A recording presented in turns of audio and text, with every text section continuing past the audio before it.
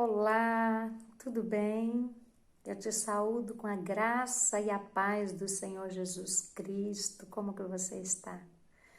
Estamos aqui para dar continuidade a esse estudo maravilhoso que é a palavra do Senhor. Esse estudo que tem edificado muito as nossas vidas. Eu agradeço imensamente a você que está aqui nesse canal, aqui nessa plataforma, para poder estar aprendendo junto comigo a palavra do Senhor, que é aquilo que nos sustenta diariamente, que é aquilo que nos renova, que é aquilo que nos fortalece, que é aquilo que traz sobre nós uma fé mais forte, mais madura, mais contundente, e conhecer mais da história de Jesus, do contexto onde ele vivia, de todas as coisas que ele fazia, como ele agia, como ele se relacionava com as pessoas. Isso é um grande privilégio para nós. E é um grande privilégio para mim poder estar aqui do outro lado, compartilhando com você algumas coisas que eu já aprendi. Então vamos lá? Vamos dar continuidade?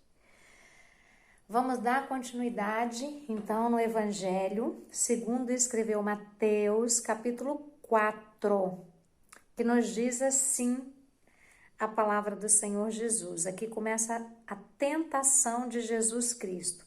Lembra que no capítulo 3 ele foi batizado por João Batista e após sair dali do batismo, a palavra do Senhor continua nos dizendo, capítulo 4 de Mateus. Então o Espírito Santo levou Jesus ao deserto para ser tentado pelo diabo.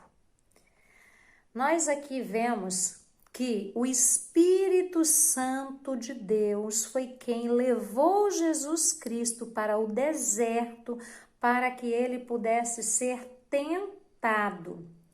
O texto original, ele não fala que Jesus foi para ser tentado, mas diz que Jesus Cristo foi levado para ser posto à prova. Para o diabo, aquilo que ele estava fazendo eram tentações, porque o diabo ele é o tentador. Mas para o Espírito Santo de Deus eram provas. Jesus ele foi posto à prova para ver se ele seria fiel a Deus. Nesse capítulo nós vemos que Jesus começa o seu ministério e começa a mostrar para mim e para você como guerrear as nossas batalhas espirituais. Sempre, depois que nós nos batizamos, depois que nós aceitamos Jesus Cristo, é normal nas nossas vidas nós passarmos por um tempo de deserto. É normal na nossa vida nós passarmos por uma prova, aonde o Senhor vai, sim, testar, provar os nossos corações, a intenção do nosso coração, o porquê nós estamos servindo a Ele, o porquê nós estamos escolhendo Ele. E através dessas tentações, através dessas provas, nós vamos alcançando níveis mais profundos de entendimento e de aprendizado na presença do Senhor. Note que não é o diabo que leva Jesus para o deserto, é o Espírito Santo de Deus, nos fazendo crescer na presença do Senhor. Porque toda prova que nós passamos para ser aprovado naquela matéria. E assim podermos aprender níveis mais profundos com o Senhor Jesus. Vamos lá? O verso número 2 nos diz assim: E depois de passar 40 dias e 40 noites sem comer, Jesus estava com fome. Então, depois de ser batizado pelo Espírito Santo, Jesus foi conduzido ao deserto e permaneceu em jejum durante 40 dias e 40 noites. A palavra do Senhor nos garante que depois de 40 dias e 40 noites, Jesus teve fome. Não diz que ele teve sede. Então, nós cremos que Jesus Cristo estava, sim, bebendo água durante esse processo. Nós temos que ter muito cuidado quando nós vamos fazer jejum. Você não pode chegar ou não deve chegar e fazer um jejum prolongado, sendo que você nunca fez jejum. Você deve começar devagar, gradativamente, para o seu corpo se acostumar. E se você for fazer períodos longos de jejum, nunca tire a água. A água, ela é vital para o nosso corpo. Se você passar por longos períodos sem água, você pode causar uma doença em você. E isso é dar brecha para o inimigo. Nós não podemos fazer isso. Pessoas que tomam remédios, elas não podem ficar sem se alimentar para fazer jejuns prolongados. O que uma pessoa com essa debilidade tem que fazer? Escolher um momento de 2 a 3 horas e entrar no lugar fechado, se possível, e ali ela ficar em oração, em adoração e em leitura da Bíblia. Outras pessoas que às vezes são muito magras, mas aquelas pessoas magras mesmo, tá? Que você pega na barriga dela, você puxa assim, só tem pelanca não, só tem o próprio couro, né? Pessoa que não tem reserva de gordura, como a maioria de nós temos. Essas pessoas, elas ficarem sem comer, não vai fazer muita diferença para ela, porque geralmente elas não comem tanto como uma pessoa que tem mais, né, tecido adiposo. Vamos colocar assim, né? Então, essas pessoas que são muito magras, é melhor elas fazerem um jejum prolongado, por exemplo. Gosta muito de café. Faz 40 dias sem café. Porque o jejum nada mais é do que você castigar o seu corpo, não dando aquilo que ele quer, para que você se consagre a Deus. Então, às vezes, uma pessoa magra, ela pode fazer um jejum de 40 dias sem tomar café, por exemplo. Vai ser bom para a saúde dela e ela ainda vai maltratar o corpo, a carne dela. Ou tirar refrigerante por 60 dias. É uma coisa que ela gosta muito.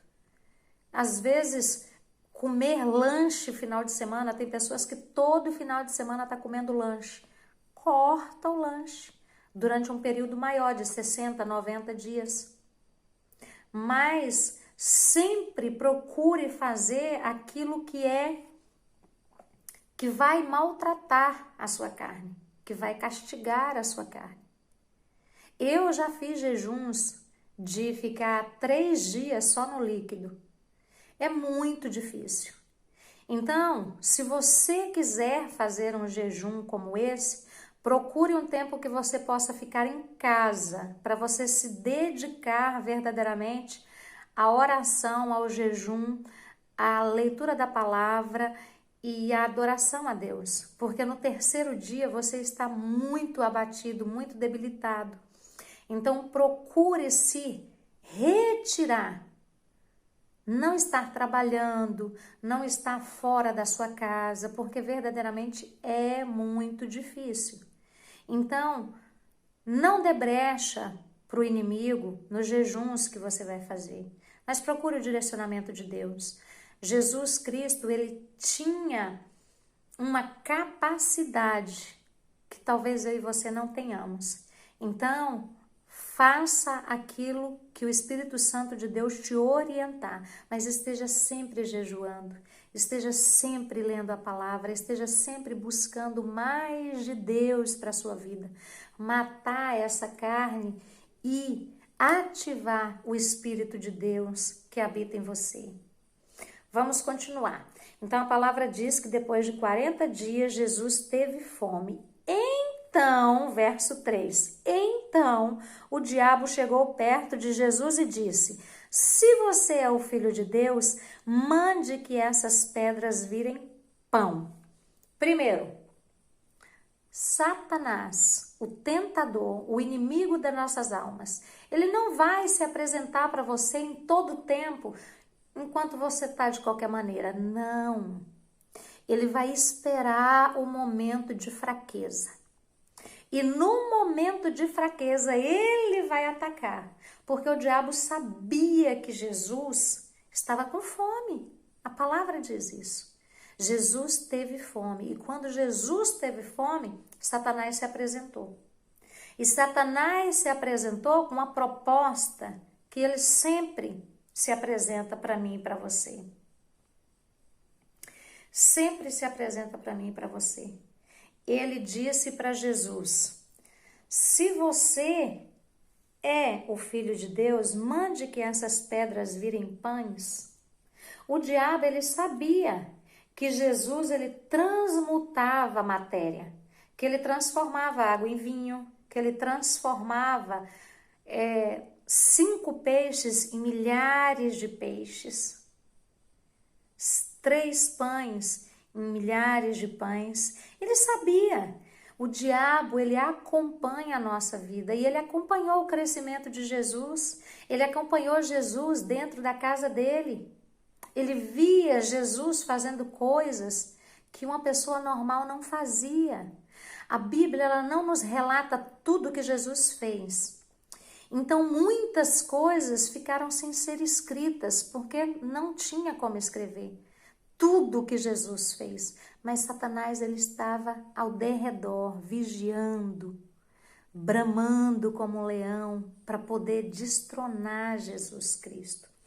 E o diabo se apresentou como tentador, aquele que procura fazer com que as pessoas se afastem de Deus.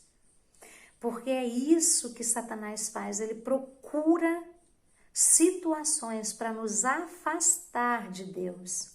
E ele diz para Jesus: se você é o Filho de Deus. Ele questionou a paternidade de Jesus Cristo.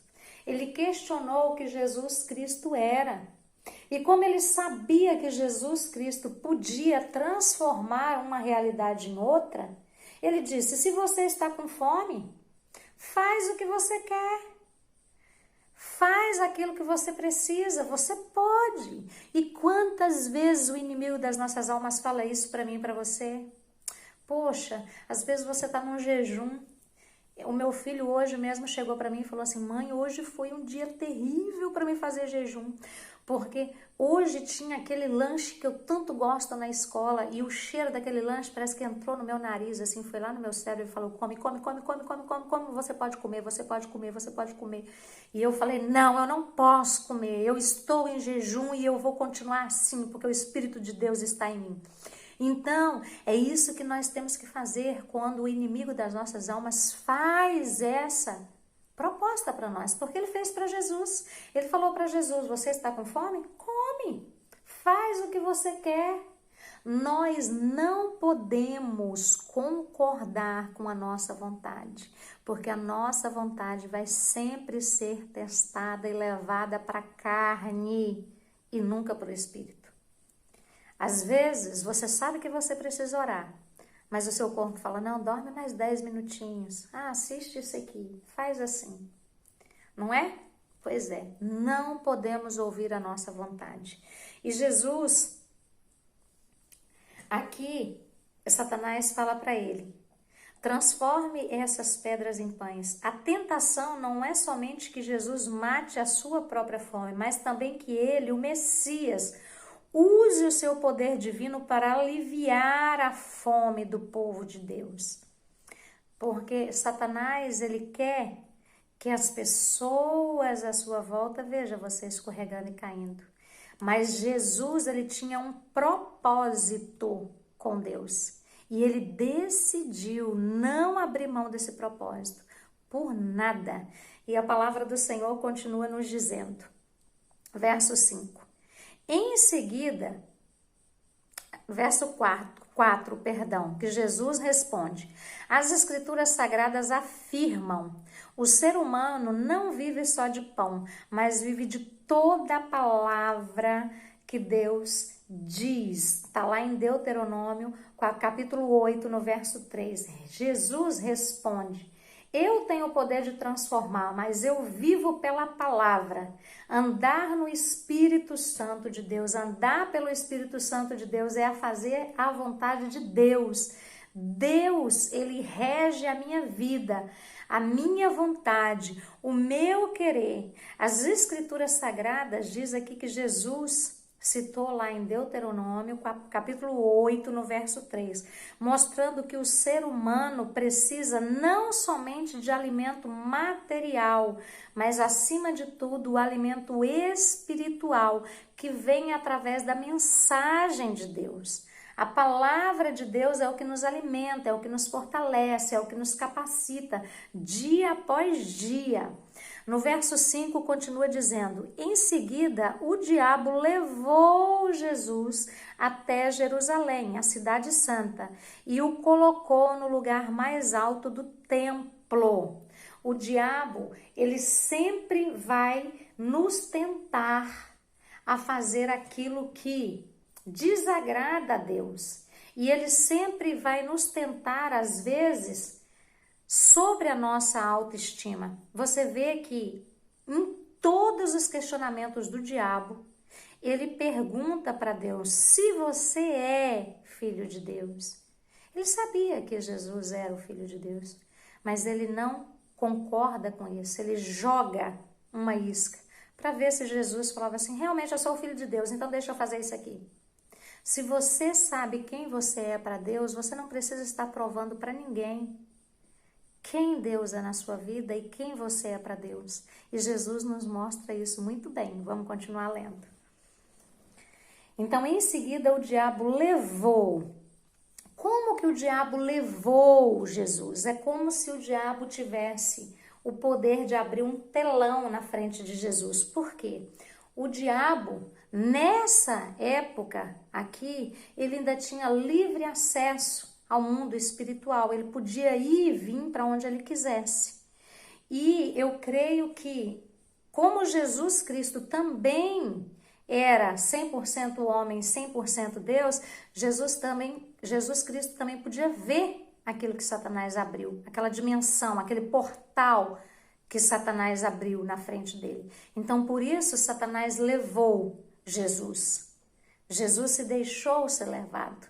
Porque até então, Jesus Cristo, ele estava debatendo com Satanás dentro da palavra de Deus, mas você não vê Jesus Cristo alterar o tom de voz, a não ser lá no final, que aí você vai ver que tem coisas que Deus não permite mesmo. Vamos lá. Aí aqui no Salmo 5, ele levou Jesus Cristo até a cidade santa e o colocou no lugar mais alto do templo, então disse: se você é o Filho de Deus, jogue-se daqui, pois as escrituras sagradas afirmam: Deus mandará que os seus anjos cuidem de você. Eles vão segurá-lo com as suas mãos, para que nem mesmo seus pés sejam feridos. Nós vemos que o diabo, ele cita Salmo 91, do verso 11 ao 12, para provar que Jesus, por ser o Filho de Deus, será protegido por Deus e não se machucará. Que tal milagre também levaria o povo que estava no templo de Jerusalém a dizer que ele era o Messias verdadeiramente. E ele vem de novo falando: se você é o Filho de Deus, se você não é um bastardo, se Deus realmente te ama, se você realmente é o Filho de Deus, ele vai te salvar. Nós precisamos ter cuidado. Satanás, ele é ardiloso, ele continua tentando. Ele tentou no jardim do Éden, ele tentou no céu e ele continua tentando sobre as nossas vidas. Busque em Deus quem você é, o que Deus quer, o que Deus tem para a sua vida. Não se deixe ser manipulado pelas artimanhas do inimigo que fala que você não pode, que você é um destruído, que você é um rejeitado, que você foi abandonado, que você foi largado, que as pessoas à sua volta morreram antes da hora, que você não podia viver a vida que você está vivendo.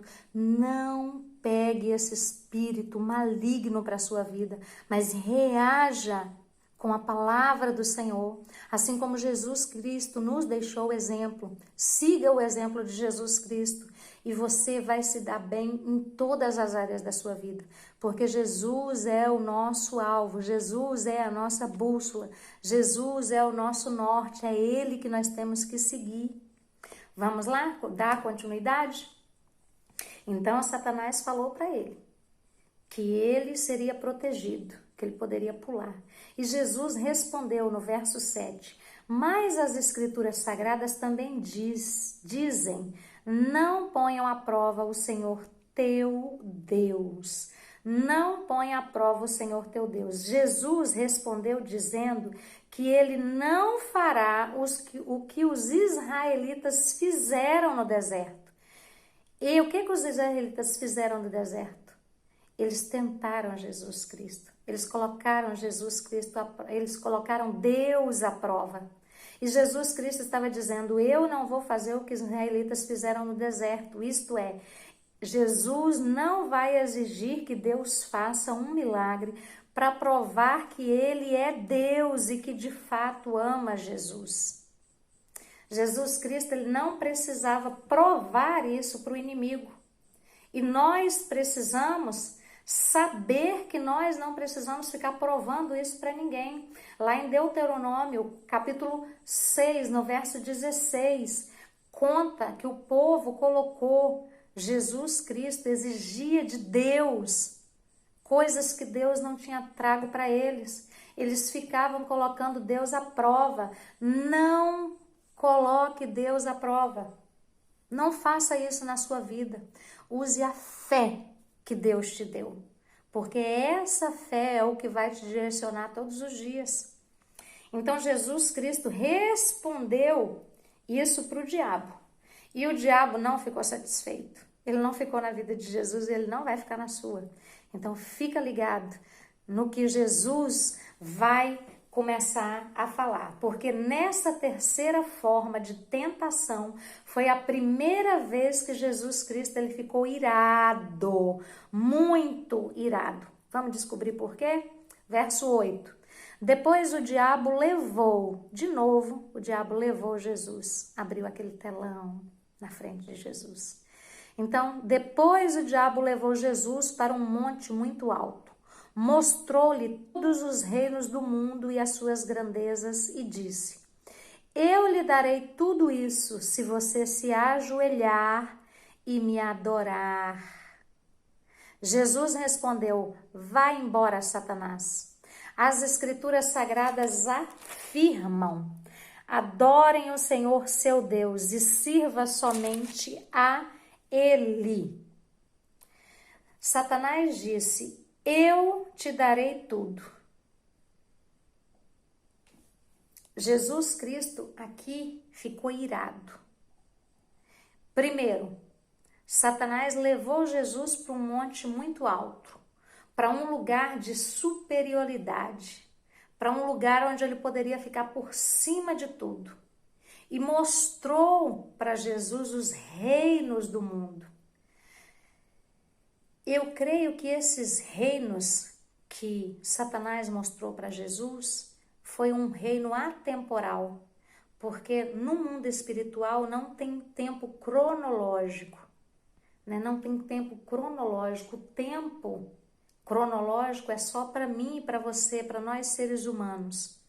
Para aquilo que é espiritual, o tempo é o kairos. Não existe o passado que eles não têm acesso.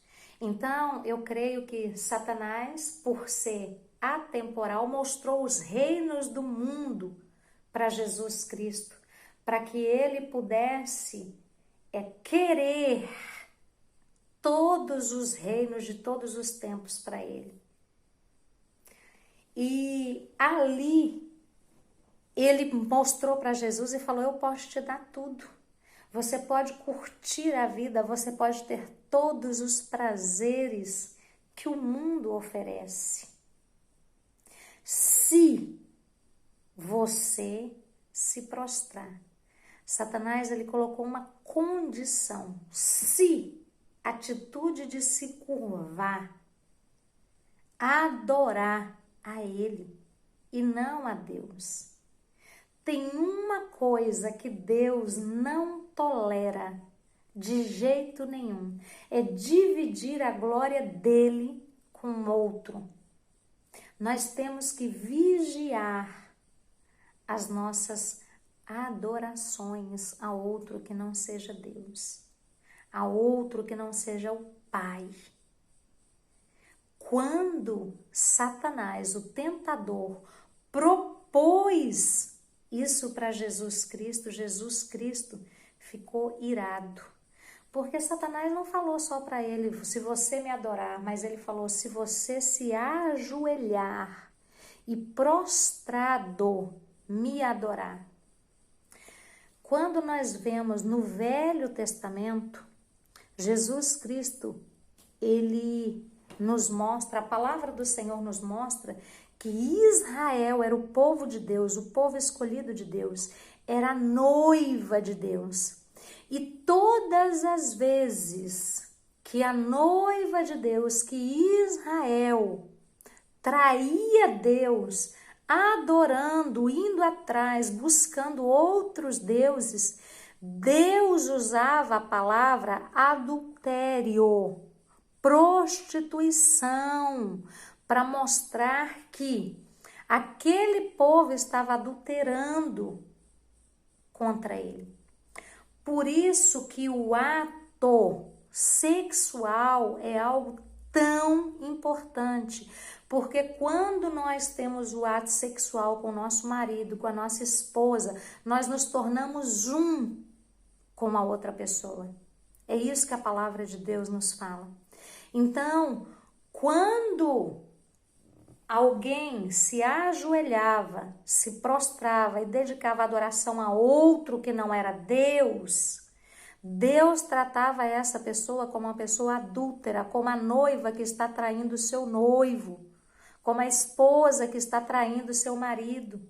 Por isso, nós devemos ter cuidado com o tipo de adoração contrária.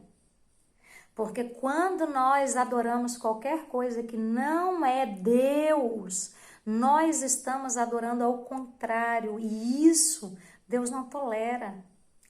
Deus, ele tem nojo de pessoas que não adoram somente a ele. Ele não divide a glória dele com ninguém. Jesus ordenou a Satanás: vá embora. Você vê que aqui Jesus não quis mais conversa com o diabo, não quis mais conversa com o tentador. Até então, Jesus Cristo estava debatendo com ele dentro da Bíblia.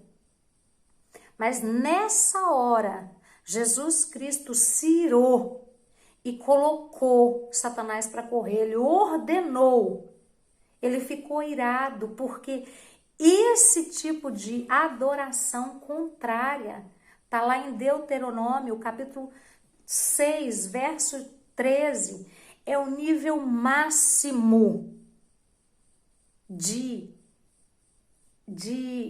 falta de respeito com Deus. No Antigo Testamento, cultuar outros deuses era tido como adultério, como prostituição. Então, nós temos que ter muito cuidado.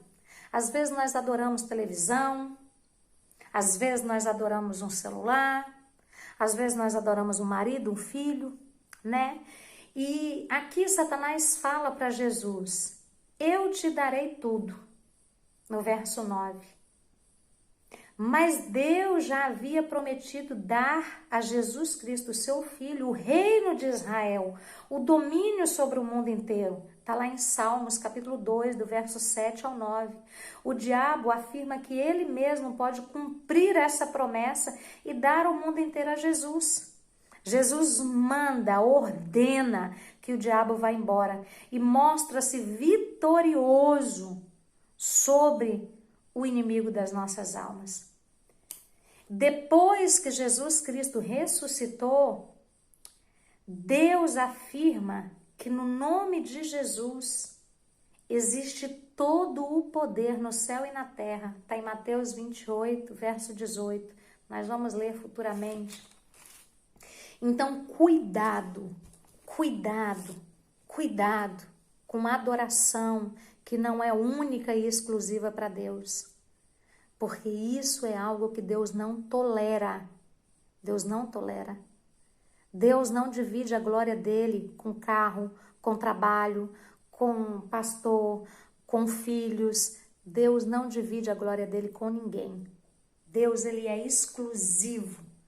Ele é único. E ele quer essa onisciência sendo só dele e só para ele. E no verso 11 nos diz assim, depois que Jesus mandou, o diabo foi embora. E vieram os anjos e cuidaram de Jesus. O diabo, ele foi embora. E quando o diabo, ele sai da nossa vida, a recompensa, porque nós resistimos ao diabo, nós vamos receber. Porque a palavra do Senhor diz, resisti ao diabo e ele fugirá de vós. Você também receberá anjos que te servirão numa situação em que você não consegue resolver. Deus, ele envia anjos, ele envia provisão do céu sobre a nossa vida para nos recompensar. Quando nós resistimos às astutas ciladas do diabo e recorremos à integridade, ao valor que Deus tem sobre nós. Vamos lá, dar a continuidade, porque nós já fomos longe no horário. Esse tempo não para, não. Verso 12 do capítulo 4 de Mateus, continua dizendo: quando Jesus soube que João tinha sido preso, foi para a região da Galileia. Ele se retirou, ele precisava dispersar a situação que estava envolvendo o nome dele ali. E assim começar o seu ministério. João, que foi preso aqui, é João Batista, aquele que veio antes de Jesus, trazendo a palavra que Jesus Cristo ia dar continuidade. Vamos lá, verso 13. Não ficou em Nazaré, mas foi morar na cidade de Cafarnaum, na beira do lago da Galileia, nas regiões de Zebulon e Naftali.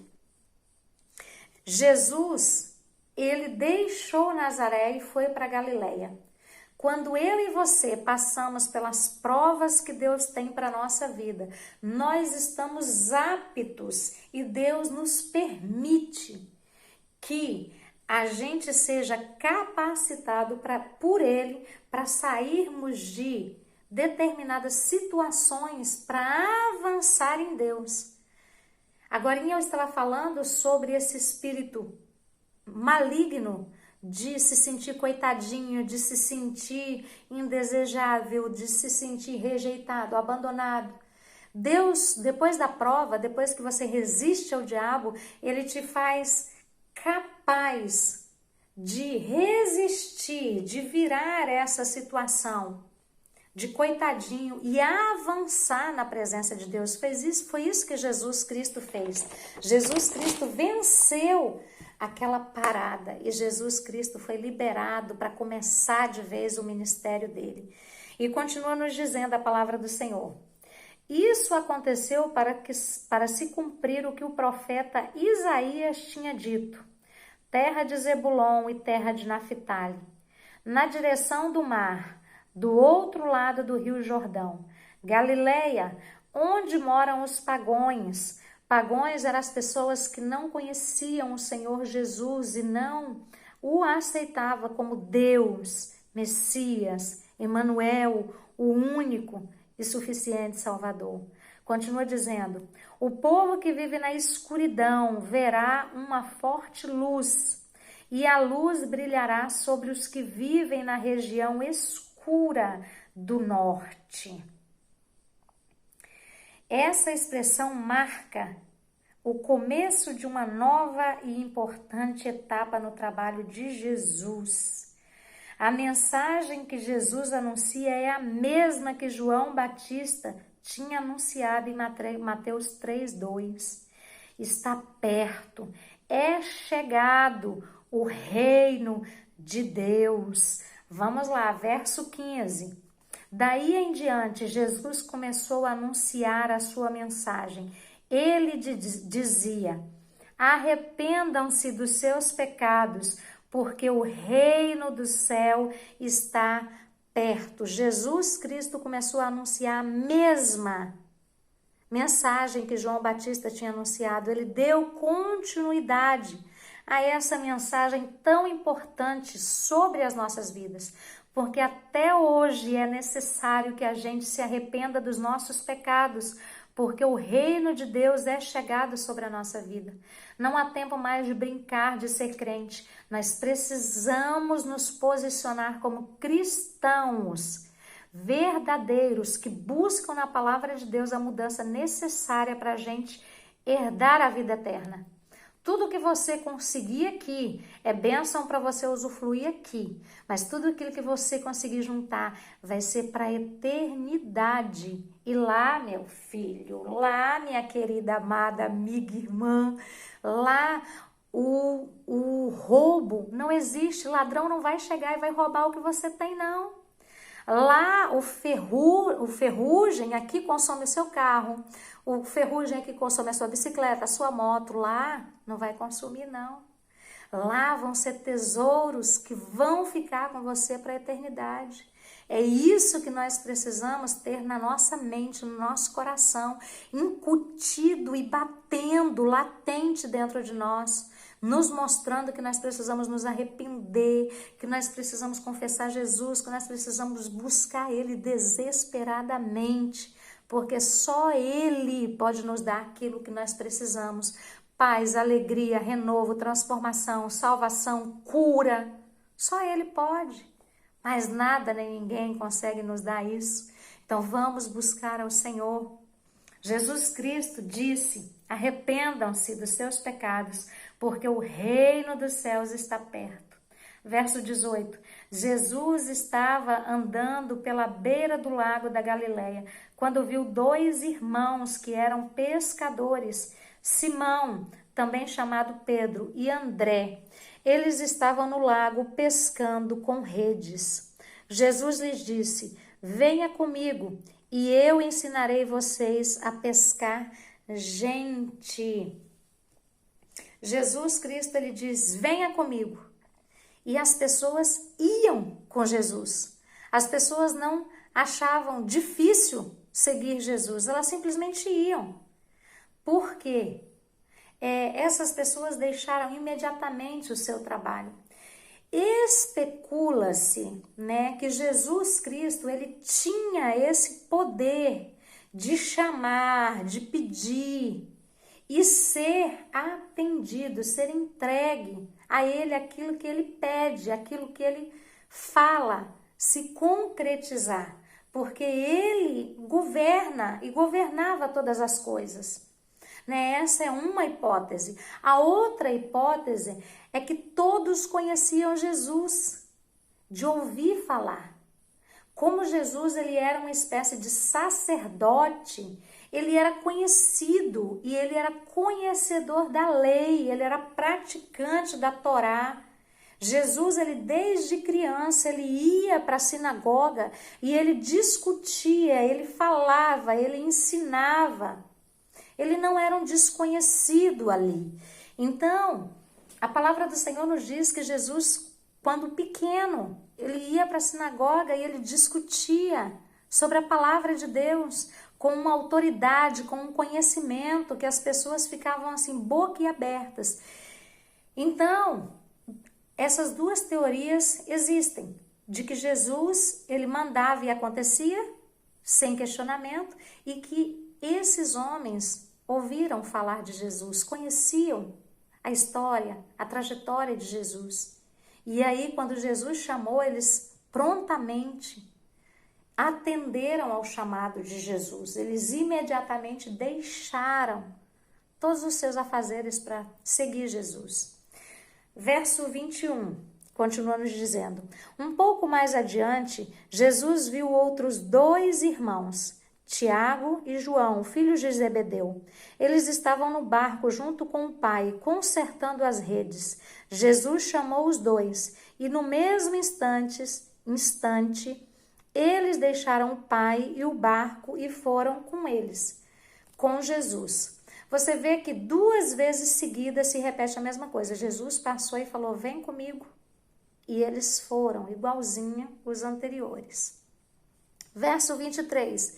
Jesus andou por toda a Galileia, ensinando nas sinagogas, anunciando a boa notícia do reino e curando as enfermidades e as doenças graves do povo.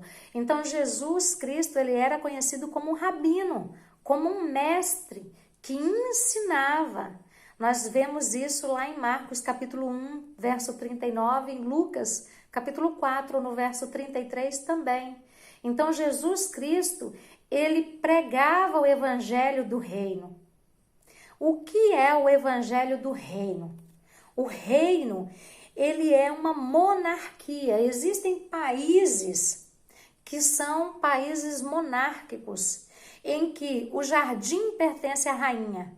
A casa das pessoas pertence à rainha. As pessoas moram lá, mas se a rainha precisar daquela casa, ela chega, tira aqueles moradores dali, usa aquela casa e leva aqueles moradores para um outro ambiente onde ela também vai conceder para eles. E geralmente algo igual ou melhor do que aqueles que eles tinham.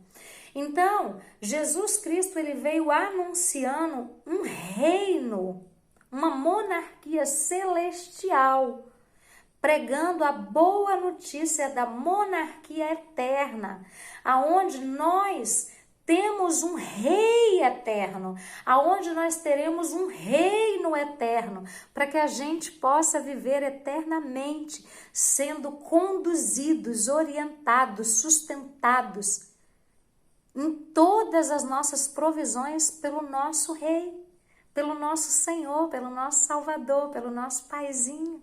E vai ser lindo viver esse reino celestial que Deus veio nos apresentar através de Jesus. E continua dizendo a palavra do Senhor, verso 24. As notícias a respeito de Jesus se espalharam por toda a região da Síria. Por isso o povo levava a Jesus todas as pessoas que sofriam de várias doenças e de todos os tipos de males, isso é, epiléticos, paralíticos e pessoas dominadas por demônios. E ele curava todos. Grandes multidões o seguiam. Era gente da Galileia, das 10 cidades, de Jerusalém, da Judéia e das regiões que ficam no lado leste do rio Jordão. Aqui, Jesus Cristo deu início ao seu ministério de cura, transformações e mudanças. Jesus Cristo ficou famoso, vinha grandes multidões de todas as partes para poder ver Jesus, para poder receber o milagre de Jesus. Jesus Cristo, ele passou pelo treinamento, pelas etapas, pelo processo que Deus tinha para ele quando ele foi provado no deserto, quando ele sofreu tentações no deserto.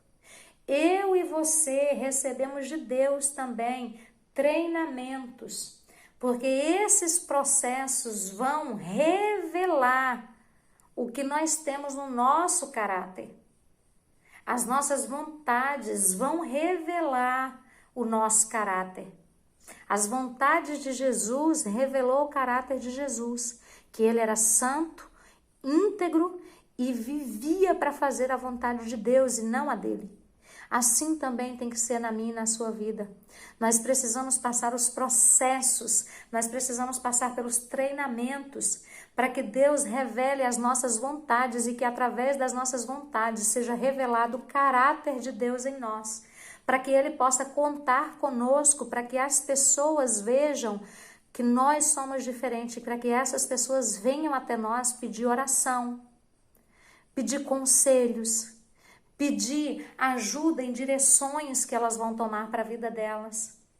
O reino de Deus, nós precisamos mostrar o reino de Deus para as pessoas à nossa volta.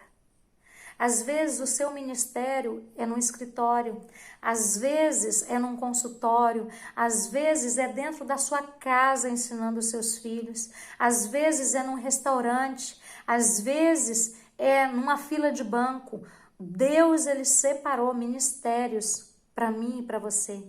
Nós precisamos anunciar o reino de Deus, porque não existe maior e melhor ministério do que nós falarmos do reino de Deus, dessa monarquia que vai vir e que tudo pertence a Deus, pertence a esse rei maravilhoso.